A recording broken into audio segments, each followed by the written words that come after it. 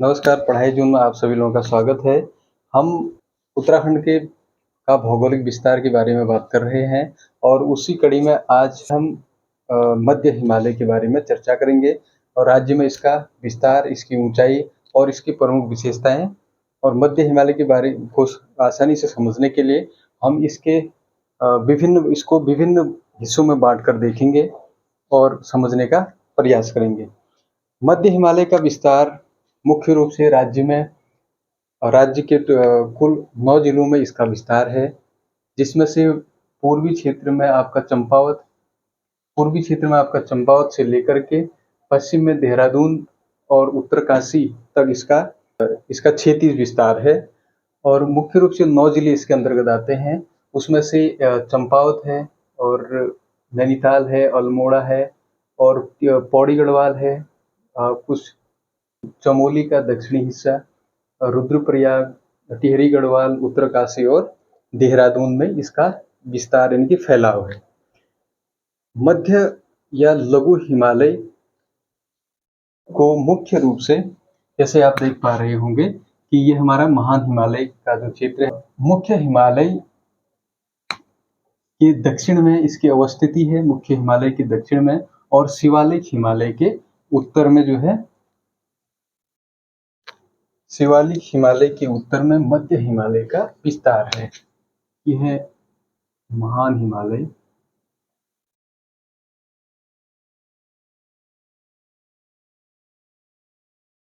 यह है मध्य हिमालय,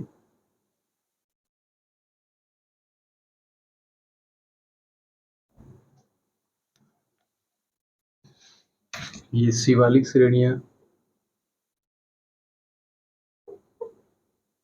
शिवालिक की जो दक्षिण में हमारा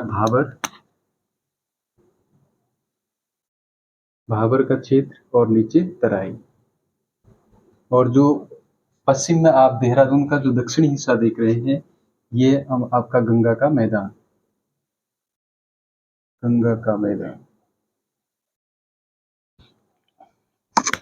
आज हम मध्य हिमालय के बारे में बात करने वाले हैं। इस वीडियो में हम मध्य हिमालय के बारे में चर्चा करेंगे। मध्य हिमालय मुख्य हिमालय से यानी कि महान हिमालय से main central thrust MCT, main central thrust,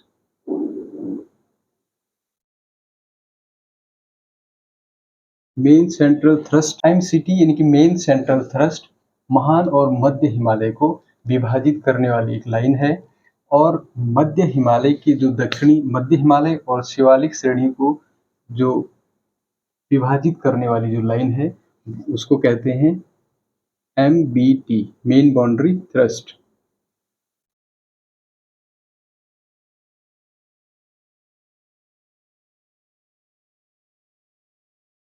main boundary thrust मध्य हिमालय और शिवालिक हिमालय को अलग करने वाली लाइन है, जबकि महान हिमालय और मध्य हिमालय को अलग करने वाली जो लाइन है वो MCT अर्थात मेन सेंट्रल थ्रस्ट इसको अलग करती है। मध्य हिमालय की चर्चा करने से पूर्व हम इसके राज्य में क्षैतिज और लंबवत विस्तार की बात करेंगे। मुख्य रूप से राज्य के जो 9 जिले हैं, देहरादून है, उसमें से उत्तरकाशी है, टिहरी गढ़वाल है, पौड़ी गढ़वाल और रुद्रप्रयाग, चमोली का दक्षिणी हिस्सा, संपूर्ण अल्मोड़ा और चंपावत का जो क्षेत्र है वह मध्य हिमालय के अंतर्गत आता है। अब मध्य हिमालय की चर्चा हम विभिन्न भागों में करेंगे, अर्थात मध्य हिमालय की अवस्थिति, मध्य हिमालय का राज्य में विस्तार और इसकी जो प्रमुख विशेषताएं हैं मध्य हिमालय की जो प्रमुख विशेषताएं हैं, इनके बारे में हम क्रमशः चर्चा करेंगे। सर्वप्रथम हम मध्य हिमालय के नाम के बारे में चर्चा करेंगे। मध्य हिमालय या लघु हिमालय,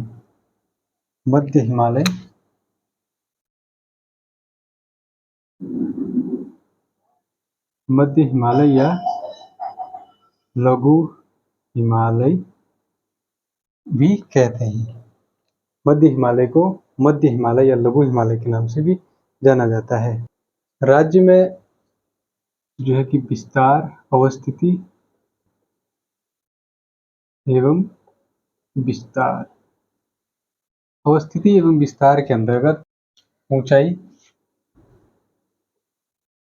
1200 से लेकर 4500 मीटर के मध्य, और राज्य में इसकी चौड़ाई 75 से लेकर के 100 किलोमीटर राज्य में इसकी चौड़ाई है। राज्य में इसकी अवस्थिति, इसके विस्तार की बात करेंगे तो राज्य में मुख्य रूप से 9 जिले इसके अंतर्गत आते हैं। 9 जिलों में सर्वप्रथम इसमें है उत्तरकाशी, चमोली, देहरादून, उत्तरकाशी, चमोली, देहरादून, टिहरी, पौड़ी गढ़वाल, अल्मोड़ा, चंपावत, नैनीताल,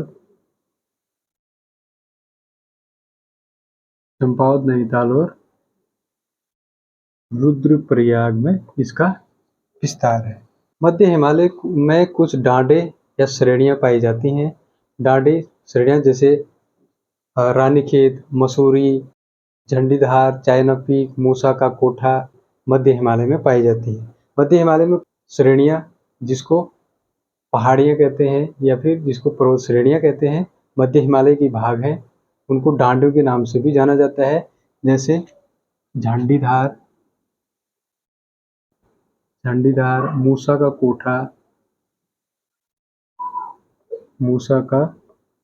कोठा, जो दूधातोली श्रेणी की सर्वोच्च चोटी जो है मूसा का कोठा है। जैसे रानीखेत, मसूरी, लाल टिब्बा, नाग टिब्बा, दूधातोली। लघु हिमालय की छोटी छोटी और श्रेणियां हैं जो राज्य में डांडू के नाम से जाने जाते हैं।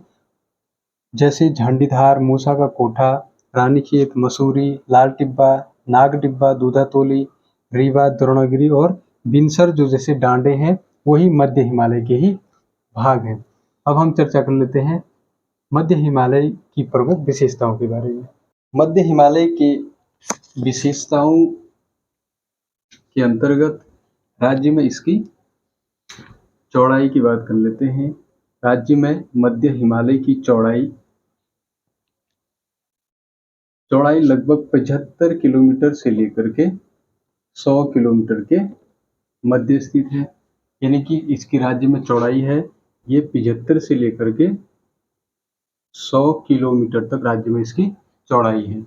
और वहीं इसकी जो उच्चावची विस्तार है, अर्थात इसकी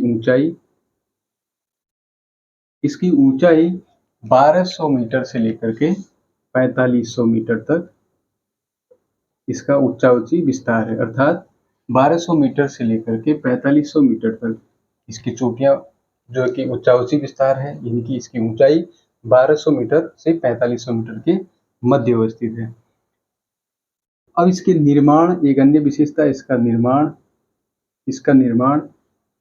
निर्माण आज से लगभग 4.5 करोड़ वर्ष पूर्व हुआ था। 4.5 करोड़ वर्ष पूर्व मध्य हिमालय का निर्माण होना प्रारंभ हुआ था। जैसे हमने कहा था कि मध्य हिमालय की संपूर्ण चोटियां, संपूर्ण पर्वत श्रेणियां टेथी सागर का ही एक हिस्सा है। जहां पर ये पर्वत श्रेणियां अवस्थित हैं, वहां पर करोड़ों वर्ष पहले टेथी सागर हुआ करता था। यही निर्माण प्रक्रिया में ये द्वितीय चरण में, प्रथम चरण में महान हिमालय का निर्माण हुआ, तो वहीं द्वितीय चरण में मध्य हिमालय का निर्माण हुआ, जो 4.5 करोड़ वर्ष पूर्व इसका निर्माण हुआ। मध्य हिमालय की विशेषताओं के अंतर्गत चट्टानों की हम बात कर लेते हैं। इस प्रकार के जो रॉक्स हैं इस हिमालय में अवस्थित है। इसमें से प्रमुख ये वलित एवं कायांतरित वलित एवं कायांतरित प्रकार की जो चट्टानें हैं यहाँ पर पाई जाती हैं, जिसमें मुख्य रूप से है चूना पत्थर, शैल, स्लेट, संगमरमर, ग्रेनाइट, क्वार्टज,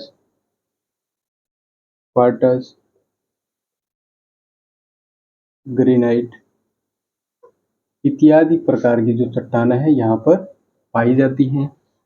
अर्थात चट्टानों के मध्य हिमालय की जो चट्टानें हैं वो मुख्य रूप से चूना पत्थर, शैल, स्लेट है, ग्रेनाइट है और क्वार्टज इत्यादि जो प्रकार के चट्टानों से मध्य हिमालय का निर्माण हुआ। मध्य हिमालय में एक क्वेश्चन और बनता है कि हिमालय की किन पर्वत श्रेणियों में जीवाश्म नहीं पाया जाता या फिर जीवाश्म पाए जाते हैं। मध्य हिमालय में जीवाश्म का अभाव पाया जाता है, यानी कि यहाँ पर जीवाश्म विद्यमान नहीं है, क्योंकि तैतीस सागर का हिस्सा होने के बावजूद भी इस श्रेणी में या फिर महान हिमालय जो क्षेत्र में जीवाश्म नहीं पाए जाते, जिसका कारण है इन पर्वतों के निर्माण को एक लंबा समय अंतराल हुआ, जिससे वो चट्टानें या फिर वो जीवाश्म जो रहे होंगे कायांतरित हो गए, यानी कि मेटामॉर्फोस हो गए, कायांतरित चट्टानों में उनका परिवर्तन हो गया। अर्थात मध्य हिमालय के निर्माण को एक लंबा समय होने के कारण इसमें जीवाश्म का पूरी तरह अभाव पाया जाता है। एक अन्य विशेषताओं के अंतर्गत नदियों के बारे में हम चर्चा कर लेते हैं, यानी कि मध्य हिमालय से निकलने वाली जो नदियां हैं वो मुख्य रूप से गोमती, नयार, पश्चिमी नयार,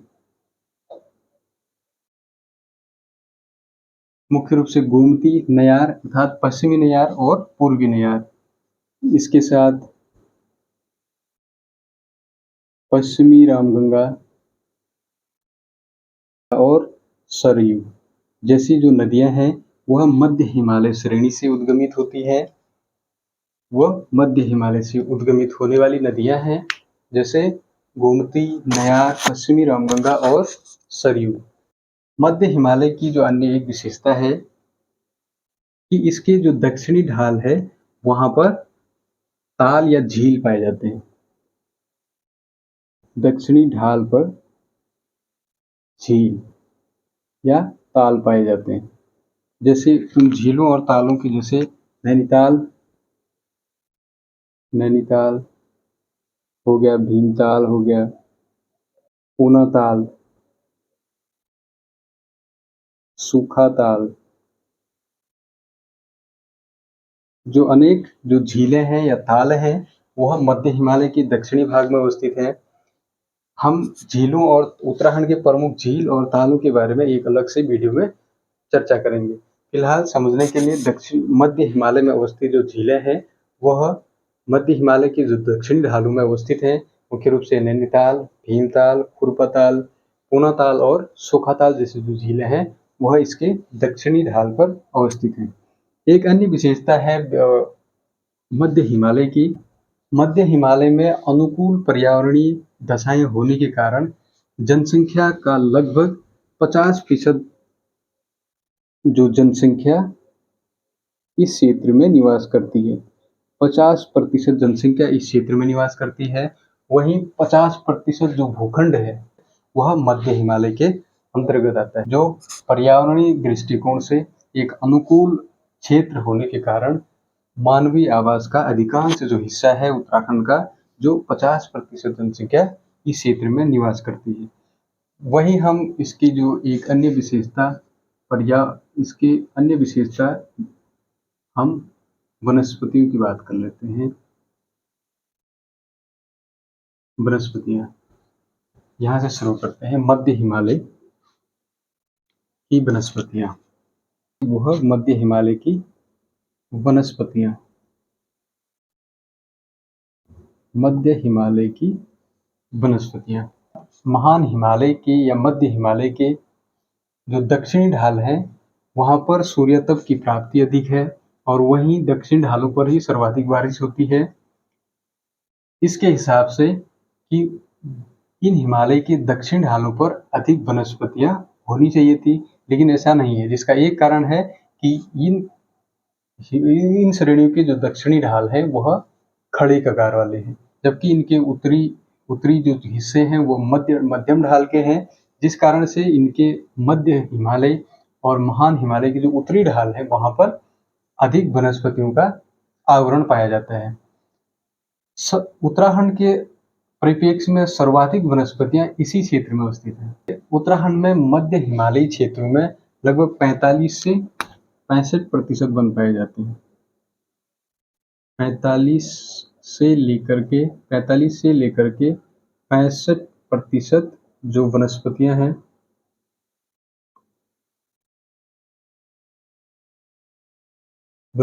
हैं इन्हीं क्षेत्रों में, मध्य हिमालयी क्षेत्रों में पाए जाते हैं। मुख्य रूप से यहाँ पर वनस्पति का जो प्रकार है, शीतोष्ण कटिबंधीय सदाबहार कोणधारी प्रकार के वन पाए जाते हैं।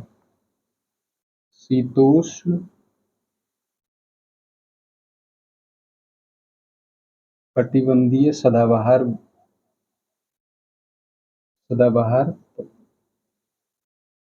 प्रकार के कोणधारी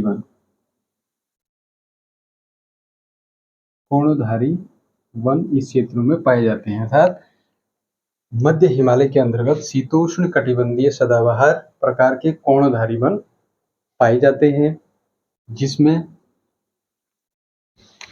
वांझ है, खरसों,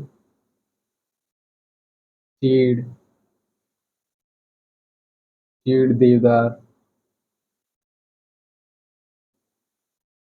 फर और साल जैसी विभिन्न वनस्पतियां इस क्षेत्र में पाई जाती हैं। और मध्य हिमालय की जो ढाल वाला जो क्षेत्र है वहां पर बुग्याल पाए जाते हैं। मध्य हिमालय की जो ढलान वाला क्षेत्र है वहां पर बुग्याल पाए जाते हैं। मुख्य रूप से बुग्यालों को उत्तराखंड में पश्चिचर,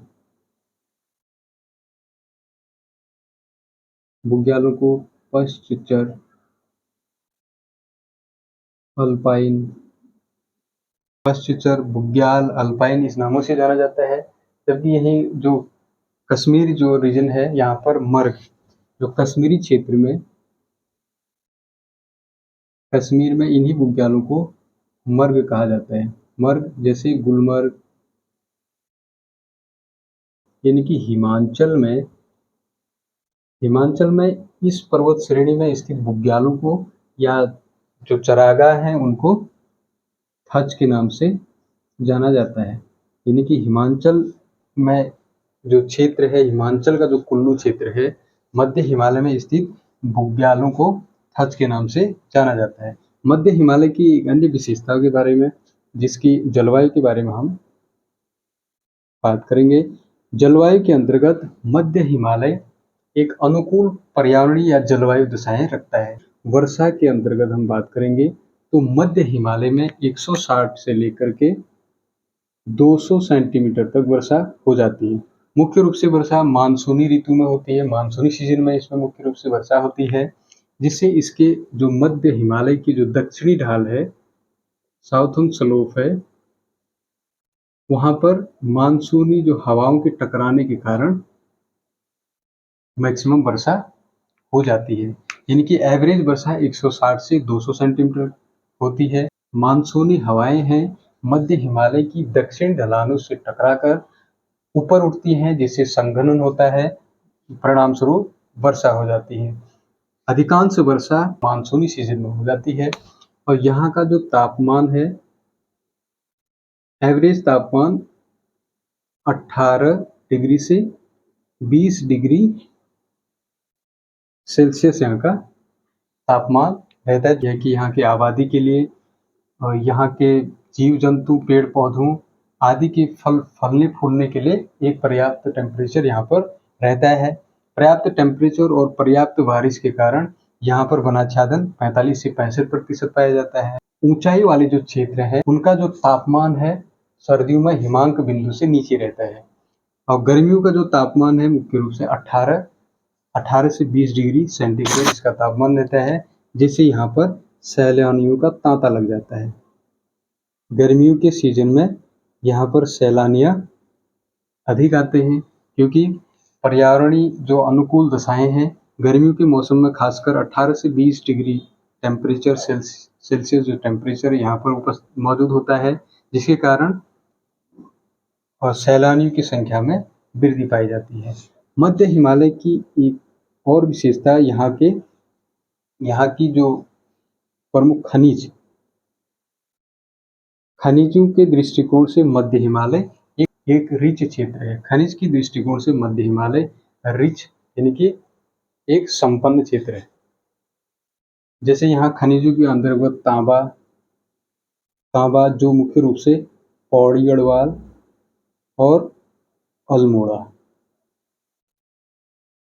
में पाया जाता है। तांबे के अलावा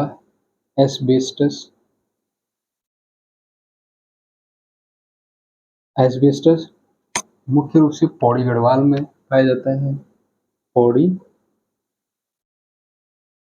पौड़ी गढ़वाल में एस्बेस्टस पाया जाता है। इसके अतिरिक्त ग्रेफाइट आपकी पौड़ी और अल्मोड़ा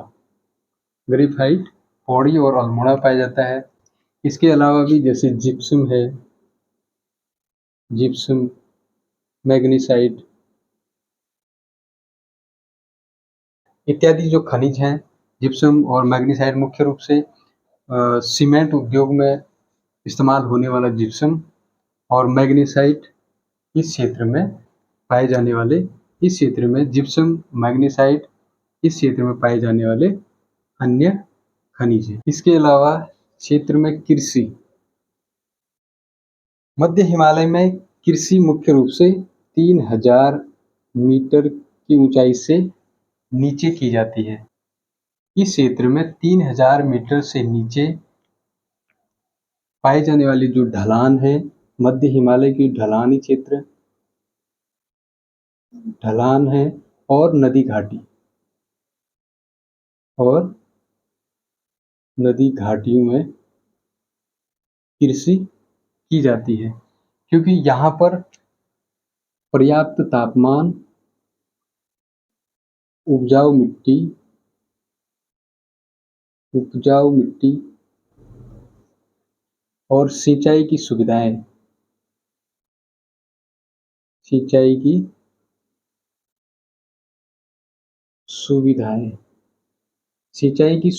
होने के कारण इस क्षेत्र में सभी तरह की कृषि की जाती है, अर्थात रबी एवं खरीफ सभी तरह की जो कृषि है वह इस क्षेत्र में की जाती है। जैसे इसमें धान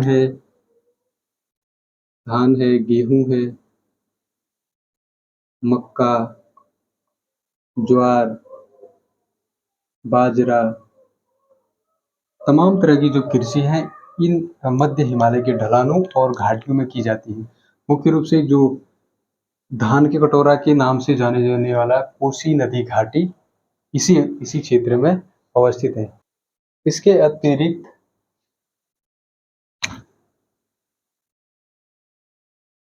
मध्य हिमालयी क्षेत्रों में के अंतर्गत जो अलकनंदा घाटी है, अलकनंदा घाटी में चुआ और ज्वार की खेती की जाती है। चुआ एवं ज्वार की पैदावार की जाती है। वहीं अल्मोड़ा मक्के की खेती के लिए जाना जाता है। उत्तराखंड में सर्वाधिक मक्के का उत्पादन अल्मोड़ा में होता है। यानी ये अलकनंदा घाटी चुआ और ज्वार के लिए प्रसिद्ध है, तो वहीं अल्मोड़ा में मक्के का उत्पादन होता है। मध्य हिमालय के अंतर्गत 2500 मीटर से लेकर के 2500 मीटर से निचले 2500 मीटर की ऊंचाई तक शीतोष्ण कटिबंधीय फलों का भी उत्पादन होता है, जिसमें से मुख्य रूप से अखरोट है, चेरी है, अखरोट, चेरी, नाशपाती व सेब का उत्पादन किया जाता है, जो मुख्य रूप से 2500 मीटर तक की ऊंचाई तक सेब, नाशपाती, चेरी व अखरोट की खेती या पैदावार की जाती है। इस प्रकार से हमने आज मध्य हिमालय के बारे में कुछ तथ्यों को जाना। अगले वीडियो में हम शिवालिक श्रेणियों के बारे में चर्चा करेंगे। वीडियो को देखने के लिए आपका बहुत बहुत धन्यवाद। नमस्कार।